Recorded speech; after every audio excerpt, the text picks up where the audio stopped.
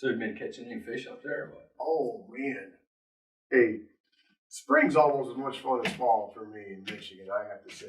I like to hunt, but spring, we got fishing to do, trout fishing up north. And the other thing we do in the spring that's related to the dogs is we band woodcock chicks. Yeah. I'm licensed in the state of Michigan to band. And man, that was so much fun. You did. You went with us. Yeah, that's right. And, it gives back to the sport. I still get to run my dog a little bit later into the year.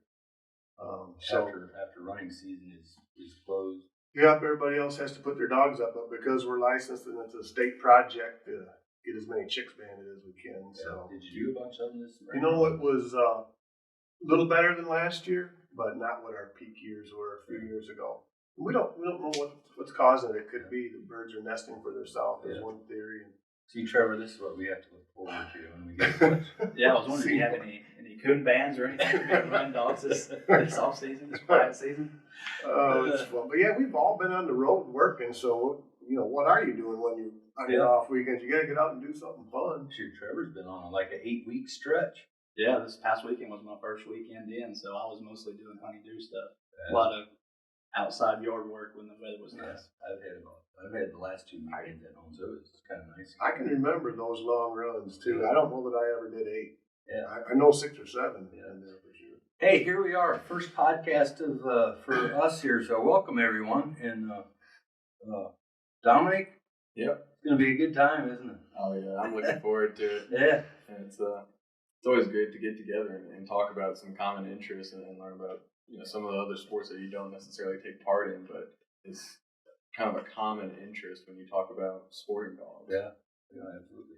So to start with, we're just going to kind of do an introduction here, and we'll kind of talk a little bit what our game plan is for some of this podcast stuff. Sound like a plan here. So Todd, let's start with you. You've been here the longest, 1988. Jeez. 1988. I wasn't going to. Bell bottoms were still a thing back then. Yeah, I wasn't going to mention the year. I would have just said, hold on, guys. That's before mullets were cool. I wouldn't know. I wasn't born yet. Yeah. So you got to be the old guy, I guess. Yeah. So what was it like way back then? 1988. When I think back, obviously we were in this building, so the footprint was the same, but so much has changed in the building. Mostly to create new office space. We had a garage with a motorhome. But it was here. The building was here, wasn't it? Yeah. It used to be downtown before it did. I think that was way back. Yeah. So yeah, we had a motorhome bay, and that's now shipping and receiving and a meeting room, and we had a courtyard, which is now your office, I believe. Yeah. We got all that. So yeah, it looks different. And the technology, my favorite story to tell is we used to track championship points. And you can imagine how many coonhounds we were registering back then. The championship points were tracked on this big Rolodex. And I'm not kidding, it was probably 6 foot wide and 6 foot tall. And it was all individual cards in there, note cards that we were tracking championship points on. You push this button, the whole track would run around. No, that's the one I need. When my first week here, I can remember, I was sitting in there with those ladies, and it's like, you got to learn how to work this championship points thing. But man, that's crazy to think about that. You go to some of the old files we have in the basement here, and you see how they used to track records and see all the old dog records. It really is cool.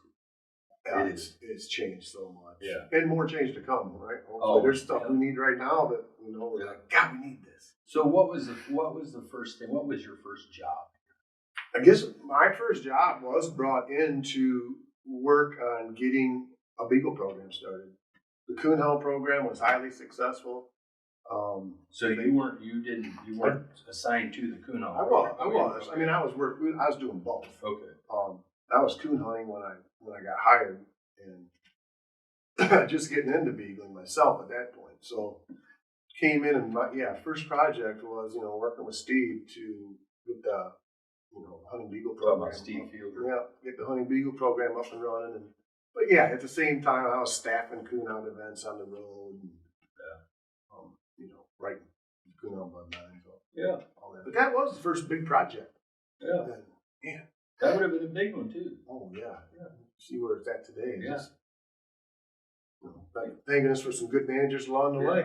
Yeah. So how did you come about this job or working?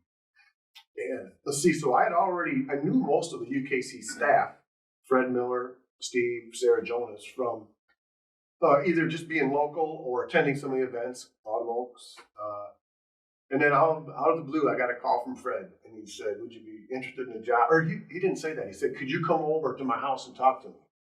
And I just got out of a softball game, had my uniform on. I'm thinking he's wanting me to feed his horses or something, you know. Yeah. So I just went over there in my uniform, and he invited me in and said, I'd like for you to come work at UKC. And I'm like, wow, you know. So seemed like a dream come true. I remember telling my mom, I was like, man, I don't know if I want my hobby to be my profession. You know, is it going to ruin it for me? She gave me some good advice. She's like, no, you need to do it. And it's been great. I still enjoy working every day. Yeah, so did you compete with dogs much before you came here? Or yeah, I was just getting started with coon. You're doing a lot of bird dog stuff now these days. Did you do that back then too? Or? No, I grew up as a bird hunter. We had labs in the family. Yeah. And I was getting out of school to go hunting with my dad before I even had a hunting license. So I grew up that. But as soon as I got my driver's license, man, I wanted a coon dog. Yeah. So I don't know if it was that quick, but I remember I had my first coon dog. It was a pup off of Beaver Lake Magic. Oh, yeah. And so I had to have got him in '84 because the year that Magic won the World Championship, was it in Columbia City? Yeah. It was in Northern Indiana. It was in Columbia City, yeah. Yeah. So he lived in Columbia City. Old Charlie Miller lived right there. Yeah. Well, when Beaver Lake Magic won that hunt, I had a year-old dog out of him that was lost because we didn't have GPS guys, right? Yeah, I don't know. We ran something. But I was actually looking for him during the World Hunt, and I got him back, and he ended up being a pretty good dog. I actually knew old Charlie. Charlie bought a dog from me one time, but he had Beaver Lake Magic may have been the only coonhound to ever have a golf course named after him. There's a golf course there on the old Miller farm right there in Columbia City, Indiana. That was called. They named it Magic Hill. Yeah, I think. And supposedly old Beaver Lake Magic was buried on that golf course. But that's interesting. Big old white dog. Yeah. I had a pup look just exactly like him. Ryan Ruckman, he handled that dog. Yeah, Dwayne, his dad was on the road. Dwayne was in our club back at home. He worked for the trophy company, Imperial Trophy. Yeah. Company. Same place we still get our trophies. Yeah. So So, good memories, man. Yeah. It's a lot of water has passed on the bridge. Oh. I love that old history stuff. And there's a lot of history. And we're going to get into more of that through this vehicle, right? Yeah. In this podcast. And we can talk about history and some of our other sports. Yeah. Trevor, 3 years you've been up here now. 3 years Friday. Yeah. Coming up. Heck yeah. Yep. Your introduction to UKC has been a little strange, really. 2019, you started about middle of the year, 2019, and then they had the pandemic, and then but things are kind of getting back to normal again. But So I started May 27, 2019. I don't know if you remember back. I was moving from Southeast Tennessee up here. It was a big transition, and the company worked with me a lot, making that move, moving my family up here. I actually didn't settle in. We actually closed on our house the weekend after the World Championship, or the week after the World Championship in 2019 in Iowa. Got back that Monday. I had to head out of the office a little early to go close on the house. So I'll never forget that. But not long after that, in the next March is when the pandemic really started and shut everything down. I worked from home for almost a year after that. And to be honest with you, it's just really now getting back on track, and I'm still learning a lot. Still dealing with stuff for the first time on a lot of things, because a lot of things got canceled and moved around. So it's been an interesting couple of years. It was. I remember that first, starting in 2020. I kept telling you, man, this is not normal. Nothing was normal. Yeah.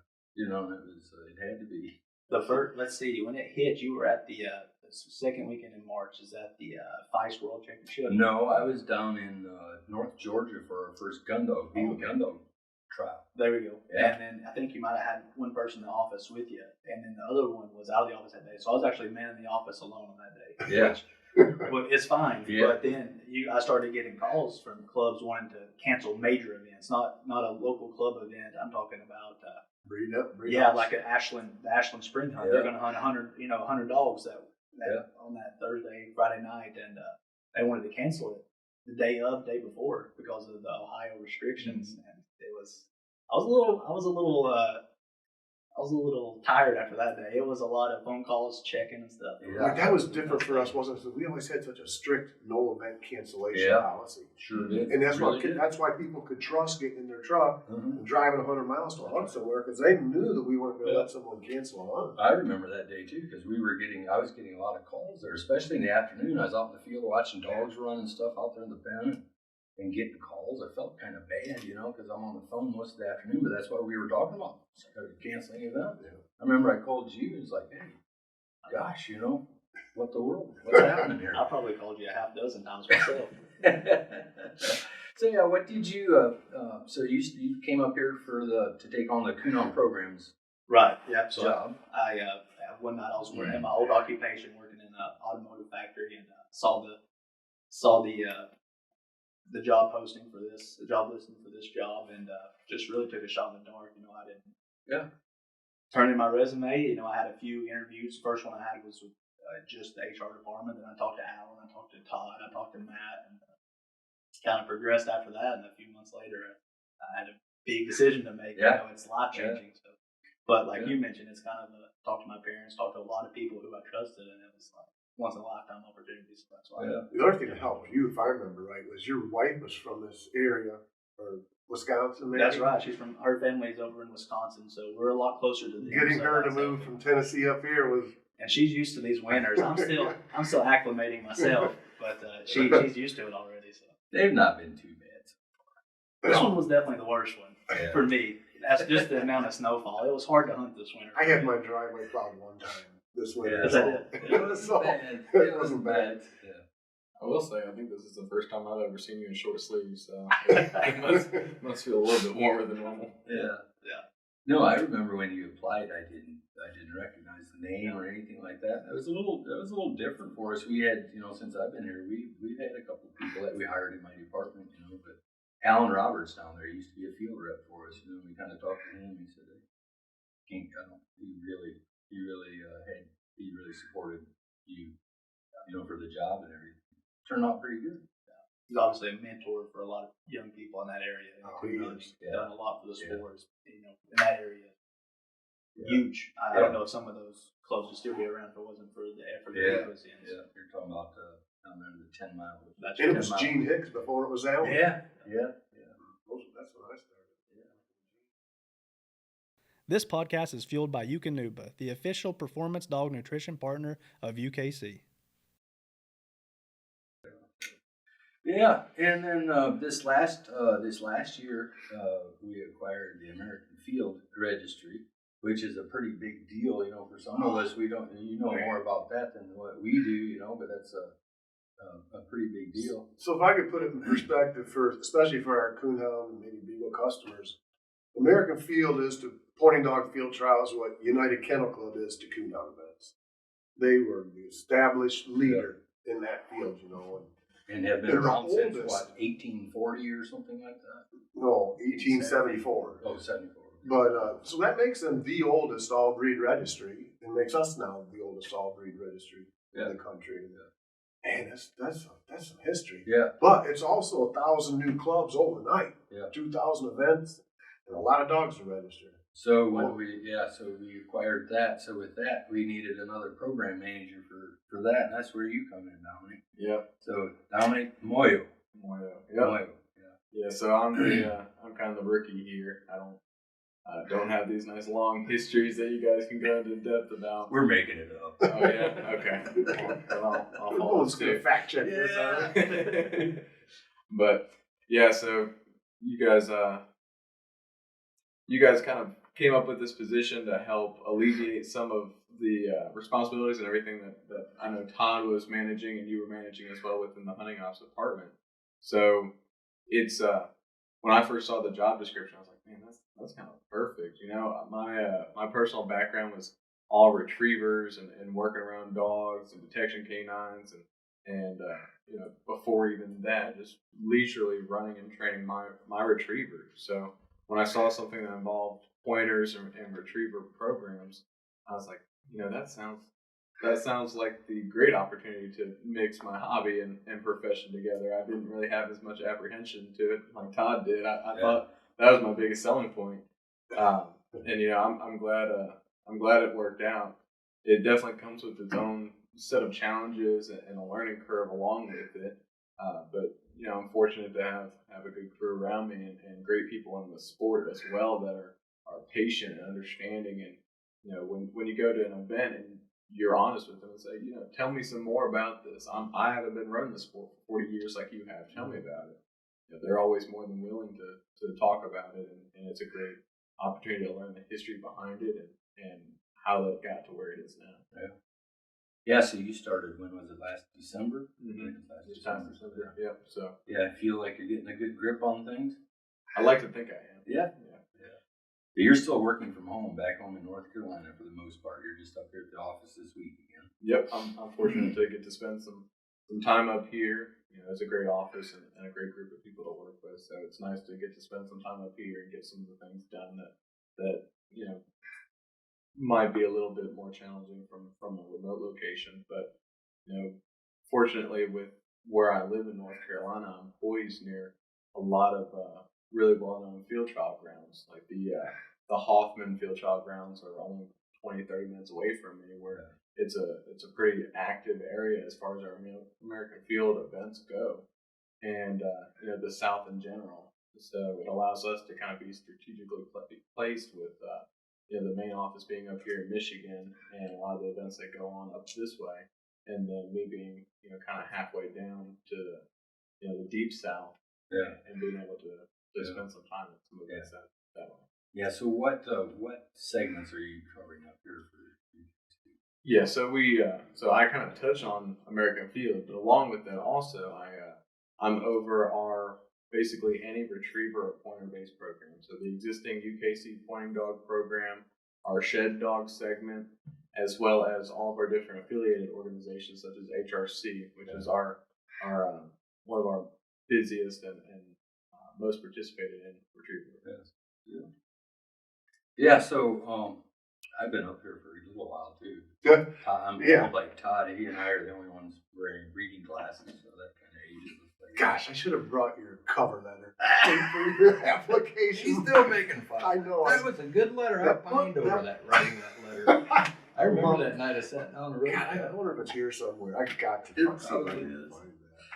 So yeah, what he's talking about, when I started, he told me I needed to write an article, write something. So I wrote something. Leave it at that. I was a coon hunter. I had beagles and coon. You and I had already hunted together. Yeah. We knew each other. Oh yeah, From the events. Yeah, but it was kind of. I never thought I would come to work up there. Worked in the RV industry, you know, at that time. Had a good job, good paying job, and I just bought a house like 2 years before that, you know. So it was kind of a big deal. I do remember I told you, I said one time on the phone, if I take this, you know, it's going to be a commitment that I work for a while. So I've done that.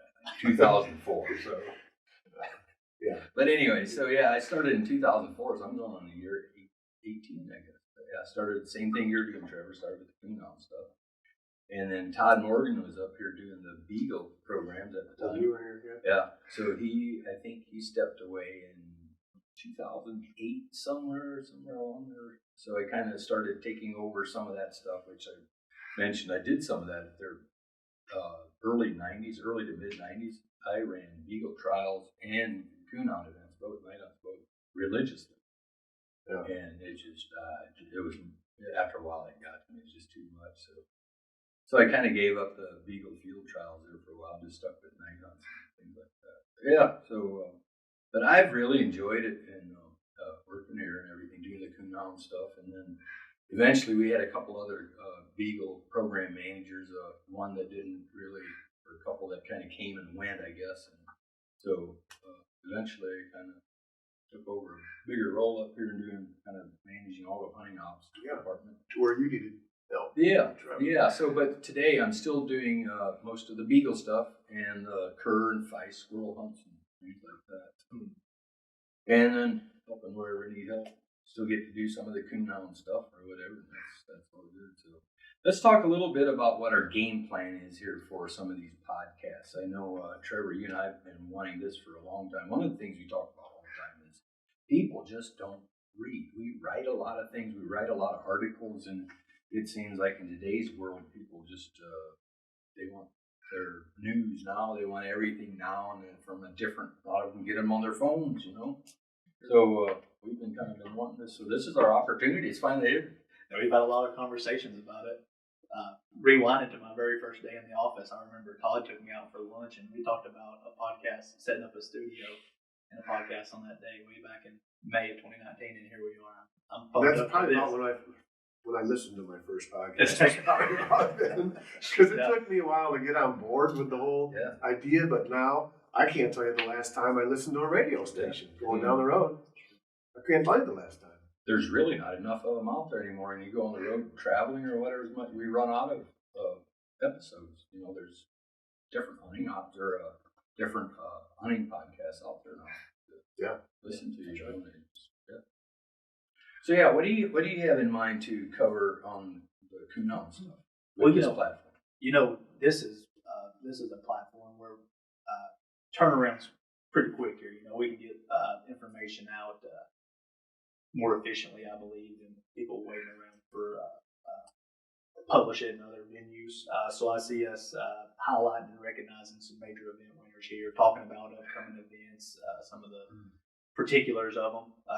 We just got done doing our autumn oaks ad recently. We made some changes to some of that event, not on a major scale, but some small details that people are going to want to know about. I think this is a good place to get that out there, rather than just in the ad. One of the main things that we're going to talk about a lot is our rule book and the interpretations of them.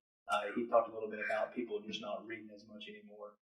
I write the advisor column every month, and sometimes I think it falls on deaf ears. I think people just aren't paying a lot of attention to it anymore. But it's just not as popular as it back in the day, man. It was the only voice. That's the first thing people flip to in the Coon Hunt bloodlines. Absolutely. And I think this is an awesome avenue for us to improve on our quality of judges in our events and the quality of participants, letting them be more informed as to what our interpretations are of the rules and helping them out. And I think it's going to make for more quality hunts. Yeah, there's just a lot of things. You and I have talked about a bunch of things we want to cover on this platform. What do you have in mind, Dominic, on your? Well, when Tom mentioned the age of Field Dog Stud Book and the American Field in general, and one of the things that I'm personally a little bit of a nerd about it is just history. I definitely feel like this avenue provides us the opportunity to go into some of the history of something that's as rich as the oldest dog registry in the United States. And to sort of piggyback off of what Trevor mentioned, we have a lot of segments too that I'm managing personally that they're either growing or they're so widely spread across the country and active that rules can be benefited by having these open conversations here. And so I really like the fact that we're able to be transparent as well, especially in some of our newer segments. As rules are developing fast in a growing sport, we're able to say, hey, here's a couple of the rules that we're thinking of working on, or here's some rules that we did change.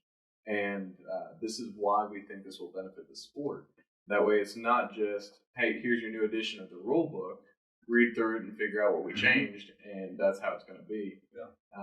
It allows everyone to have an understanding of, okay, I get why they made that rule change. I might not agree with it, but it has founding to it, which I like I like that openness. I like that transparency, and it helps everyone have a better understanding and creates less confusion when it comes to interpretation of rules as well. Absolutely. Well, in addition to those things, I'm going to love the opportunity to maybe bring in our affiliate clubs, okay, partner organizations, or let's breed associations. Bring in the Walker Association, bring in National Shoot to Retrieve, HRC, and sit them down and let them talk about their program and help them grow, which in turn is good for us. So it's going to be a great opportunity for all of our licensed, recognized clubs. Yeah, same thing here. For not just Coon Hunt is obviously a big segment for us. You know, and Beagles is getting pretty big. We have the new gun dog program. Some of that's growing pretty well. Yeah. Squirrel hunting. You know, a lot of it. It's going to be interesting, really. It's going to be fun. But you know, just like the Beagle stuff we talked about, you know, one of the things might have some special guests come in. You know, and sure. One of them we want to talk to. Maybe our first Beagle segment, we'll have a special guest come in. You and I sit down with that. Sounds good. This podcast is brought to you by the all-new Dogtra Pathfinder 2. Dogtra, the official GPS collar partner of UKC. So Dominic and I both talked a little bit about rule interpretations in our different sports. For you, this was a rule changer for your Beagles, right? Yeah, and this is going to be a great opportunity for that. You know, I already have some ideas, and I already talked to Eric Ant, for instance, lives up the road here in Vicksburg. One of the best judges we have out in the field, you know, and I think that's going to be good. Bring him in. We'll talk about some rule things, you know. Probably a little. You guys are, Todd, you're kind of not in the loop with the new Beagle stuff anymore, you know. So I think that's going to be a perfect opportunity. He's looking forward to it. So talk to him with, you know, just the rules. And the other thing you and I talked about is being able to go through the rule book and just cover all the running rules. Yeah. You know, I think we'll have time. You know, it's unlimited. You know what we can do with this, and I think it's a good platform to do it. But Todd, I wanted to go back and ask you a couple of things about back in the old days. You know, you mentioned Fred Miller working for Fred.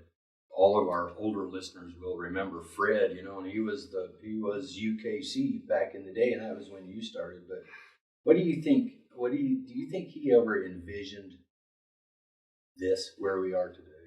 I do. I do. What would he have? I mean, thought? he was the first to computerize dog records, right? So Yeah. he was a visionary. Yeah.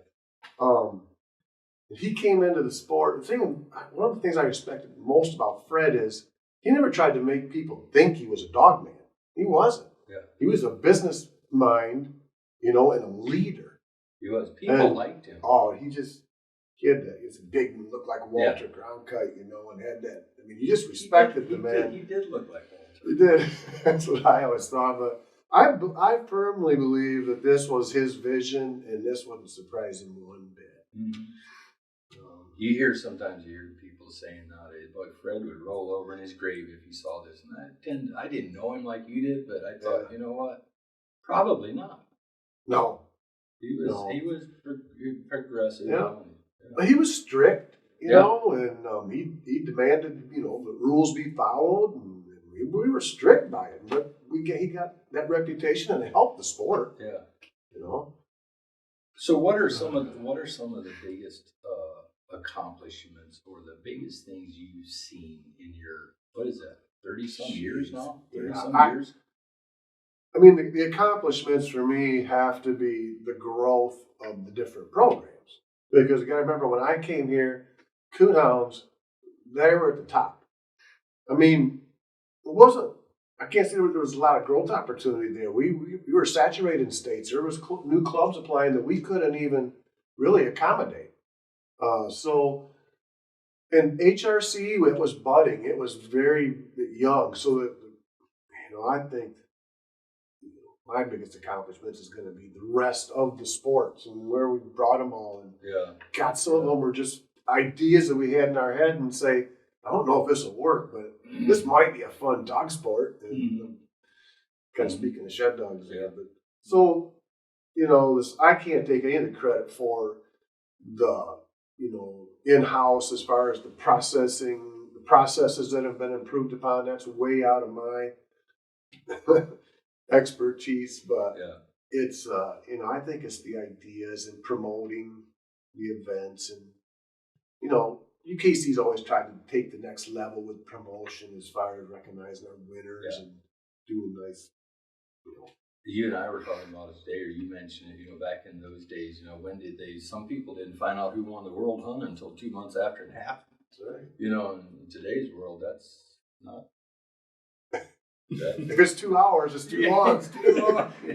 Yeah, like we were implementing the instantaneous timekeeping and publishing for the Shed Dog Nationals, where as soon as the dog was running, it was published what their time was. Yeah. And so, you know, that's crazy, the advancements we can make in a couple of decades. Yeah. And, you know, we have unique jobs. really. There's, not a lot of people have jobs like that we do, working for something that like a dog registry, I guess. But the one thing that, for me anyways, I do not get to hunt like I thought I would. You just thought you would work and hunt all the time. That's what I thought That's I'd what do. Todd told me when I interviewed. I Is that still not what do. happens? I still do that. I don't know what the problem is. Well, we need to get a cabin. I know a guy with one. Yeah. I know what you're saying though. It did. It affected me a little bit when I was answering coonhound rule questions 8 hours a day on the phone, like you guys do right now. Yeah. And then I can remember going coon hunting at night, and the guys you're hunting with are asking you all the same questions I just got done answering for 8 hours a day, and that gets a little. Yeah, I get what tough. I know what you mean by that. But I know you're right. But I could take the neighbor kids coon hunting, and all they want to do is shoot coons, right? Yeah. So that was kind of fun. Yeah. But I still do get that when you go to an event and you watch them go out, whether it's beagle trials or night hunts, to watch everybody go out. It still gets to you every now and then. It's speaking to that a little bit, pulling into an event like the World Finals, and you got the 100 folks there standing in line, and everybody's anxious. Yeah. You can remember to when you were one of those guys in line to get your picture took, and Yeah. you're a little jealous of them in that moment. You are. There's a little jealousy there. Yeah. But it's been a good play for me anyways. It's been a great place to work, and it's there's still work to be done. It's a job like anything else, But we have something in common with every customer that we talk to on the phone. And that wouldn't be the case in another industry, Right. But we have something in common with every customer we talk to. So that's, I think, helped. Yeah, so all right, with that said, I think we're going to kind of wrap it up here, and looking forward to this, and probably the four of us won't be together on too many podcasts. I see Trevor and I doing a bunch of coonhound stuff probably, and you and Dominic might work together on some, and probably get you involved with some beagle stuff. Yeah. And whatever else. So looking forward to it. It's going to be a new adventure. Yeah. Thanks for listening to the UKC Hunting Ops Podcast. Be sure to subscribe wherever you listen to podcasts and to like and follow UKC Hunting Ops on Facebook and Instagram.